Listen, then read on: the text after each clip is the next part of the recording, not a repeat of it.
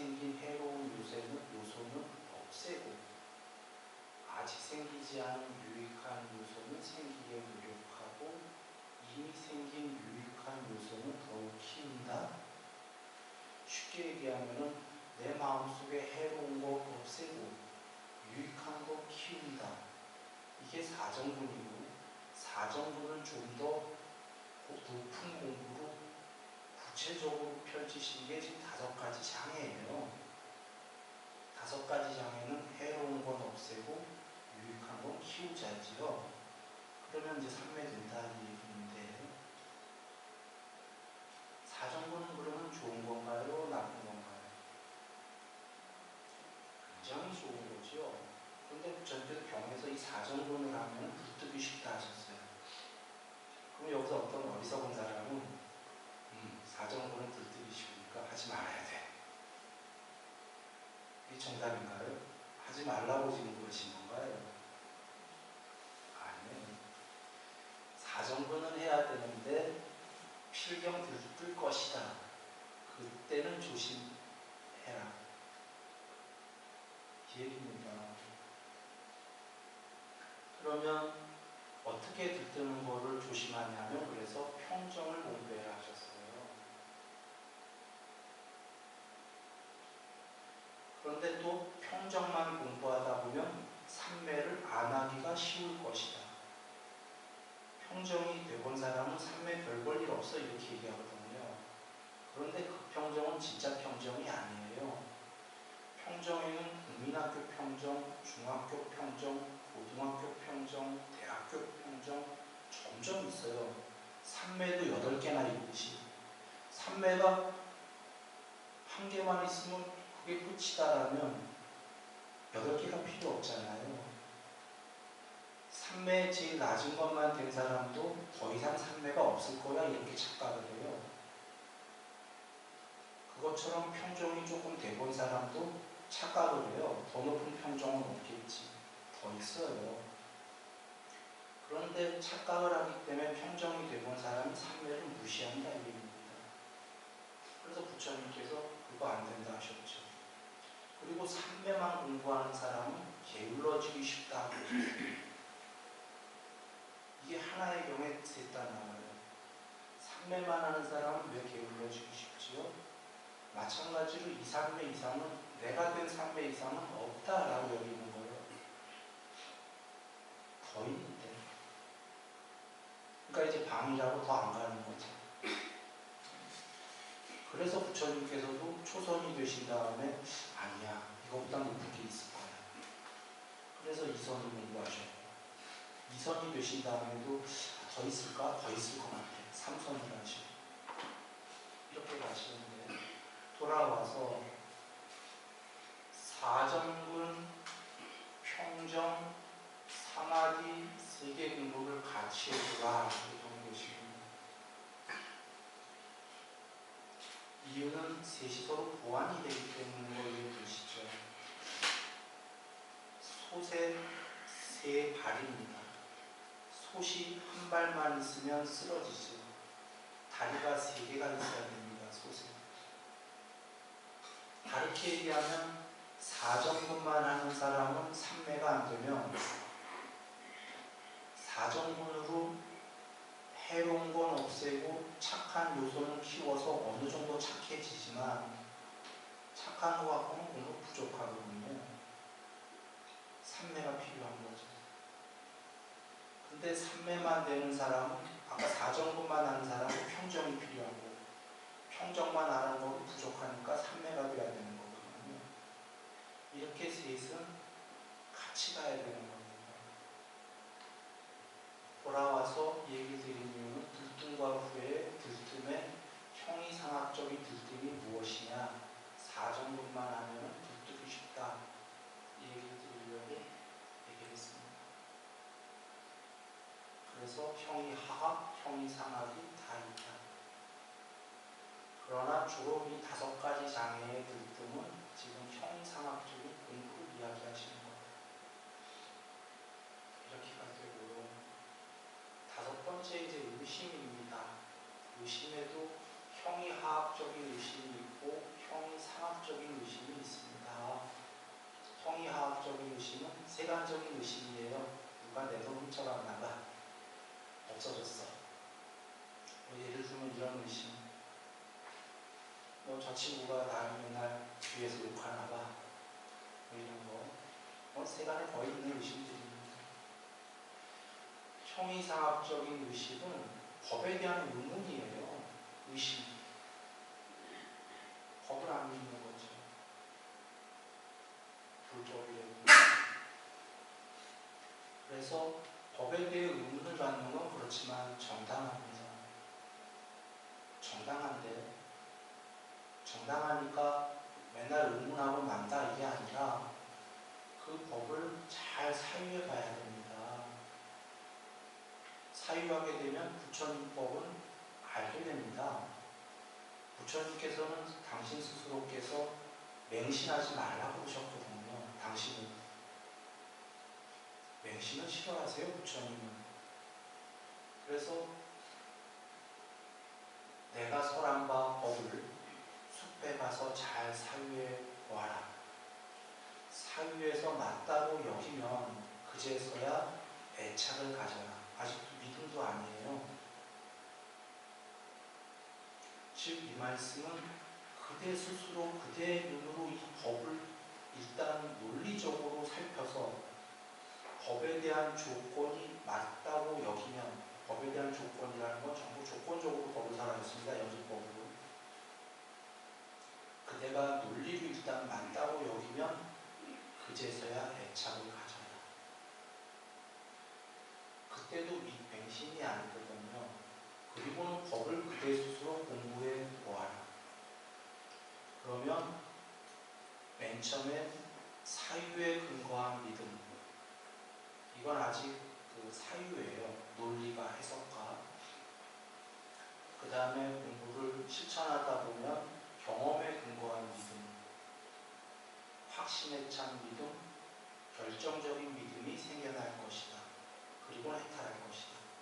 부처님께서는 믿음의 종류가 많아요. 그러니까 사람들이 처음부터 맹신한다고 해봐야 부처님을 안 믿어요.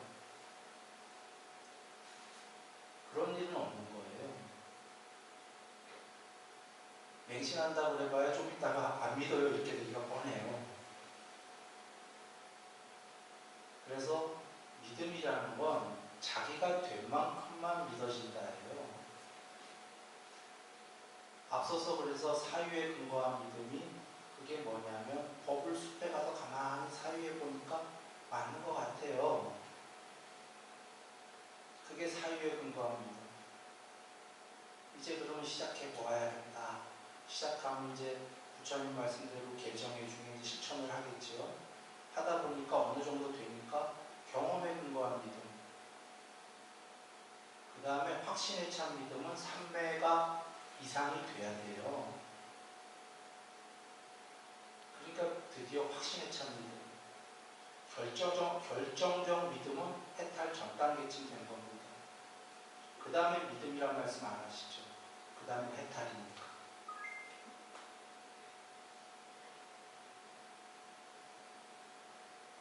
그래서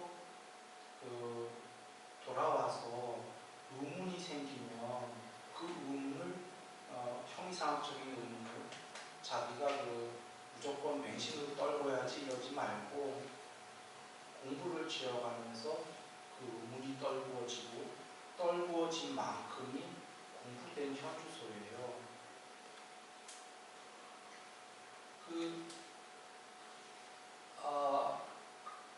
지금 이 5가지 장애를 네 번째, 5번째를 강론으로 좀 더 살펴보기 전에 통론적으로 지금 쭉 왔는데요. 통론으로 얘기를 드리면 이 5가지 장애가 떨구어지면은 이제 그 초선 공부를 하게 되면은 첫 번째 삼매가 됩니다. 그러면 5가지 장애 더 이상 필요 없나요? 첫 번째 제일 낮은 삼매가 되면 필요 없을까요? 또 필요합니다. 첫 번째 삼매가 된 자에 이제 5가지 장애가 또 있습니다. 쉽게 얘기하면 첫 번째 삼매 된 자가 아직 못 깨달은 거죠. 삼매만 되었을 뿐이지. 그에게 감각적 욕망이 있나요? 없나요? 있죠. 성냄이 있나요? 없나요? 있습니다. 혜태와 혼침이 있나요? 없나요? 있습니다. 어떤 혜태냐면 그는 초선에서 이선을 가려면 아직 못 가는 게을릴 수도 있고, 또 혼침이 초선 전에 그 혼침이 아닙니다. 초선이 된 자, 그러나 아직 이선에 더 명료한 게 못된 자의 혼침이에요. 즉 일반 중생이 볼 때는 혼침이 아니에요. 명료한 건데, 초선은 됐는데 이선이 안 됐다면 그는 이선에 비해서는 혼침입니다. 들뜸과 후회. 초선이 된 자는 일반 욕망의 세계보다는 들뜸과 후회가 작지만 이선에 비해서는 많지요. 아까 법에 대한 의문도 많지요. 그래서 이 5가지 장애는 이걸 넘어가면 초선이 되면 그걸로 끝. 이제 나는 이런 거 안 하고 2선만 하면 돼. 3선만 하면 돼가 아니라 초선이 된 자가 2선이 될 때에 다시 5가지 장애를 같이 살피면서 2선의 삼매 공부를 해야 됩니다.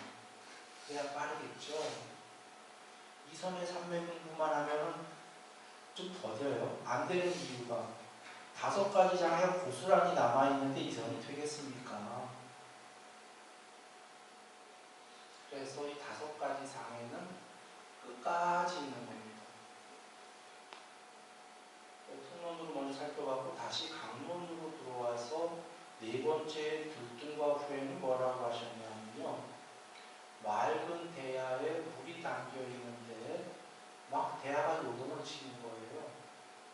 물이 흔들리는 거죠. 그곳에 얼굴을 비추어 보아라. 보이겠는가? 안 보이죠. 그래도 들뜸과 후회가 앞에 혜태와 혼침을 지난 자의 들뜸과 후회이기 때문에 아직은 괜찮아요. 왜 괜찮냐면 물은 깨끗해요. 최소한. 막 흔들려도 얼굴은 안 보이는데 기분은 좋아요. 비유하면 저기 어디 좋은 데들 외국에 가면은 그 아주 에메랄드 바다가 있어요. 물이 얕아갖고 에메랄드 빛에 막 햇볕은 짱하게 지고 막 진짜 그 안에 물고기 다 보여요. 그 물 수면은 출렁출렁 막 치는데 기왕에 수면까지 잔잔했으면 좋겠지만 수면이 잔잔한 건 삼매거든요. 평정, 단일한 마음. 아직은 삼매가 안 돼서 수면이 마음이 출렁출렁 거리긴 하는데 그래도 물이 깨끗하니 좋지요. 안에가 보입니다. 기분 좋습니다. 거기에 수면까지 잔잔하게 고요하면 최고죠. 그리고는 5번째가 그 회의적 의심은 뭐라고 하셨냐면 대야에 물이 이제 담겨 있는데 그 대야 담긴 환경이 어둡거나 또는 대야의 물이 어두운 껌껌한 물, 시커먼 물이라 하셨어요.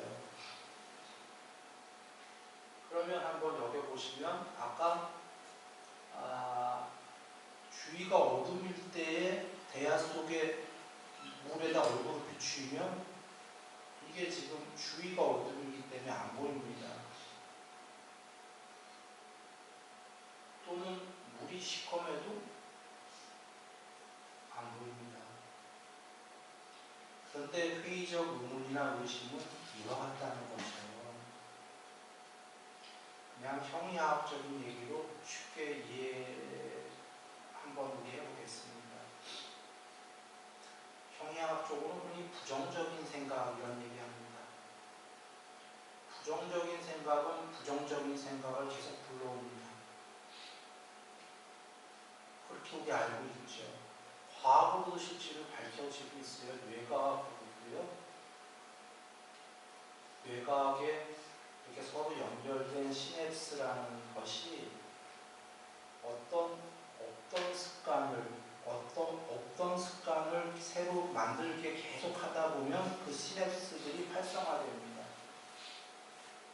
새로운 습관이 형성이 되죠. 좋은 습관 혹은 나쁜 습관, 좋든 나쁘든 계속하게 되면 부정적인 생각을 계속하다 보면 그 부정적인 생각을 하게끔 연결되는 시냅스들이 전부 활성화됩니다. 점점 부정적인 사람이 됩니다. 이거에 대해서 좀 더 얘기를 해야 되는데 어느덧 시간이 다 됐습니다. 다음 시간에요. 그 5가지 장애의 5번째인 이 의문, 지금 어차피 부정적인 생각이나 형이학적인 말씀까지 드렸는데요. 그것을 조금 더 살펴보고서 그 다음 부분을 나가도록 하겠습니다. 오늘 우리 모두 행복합니다. 긍정적인 생각이기 때문이죠. 행복하시고요.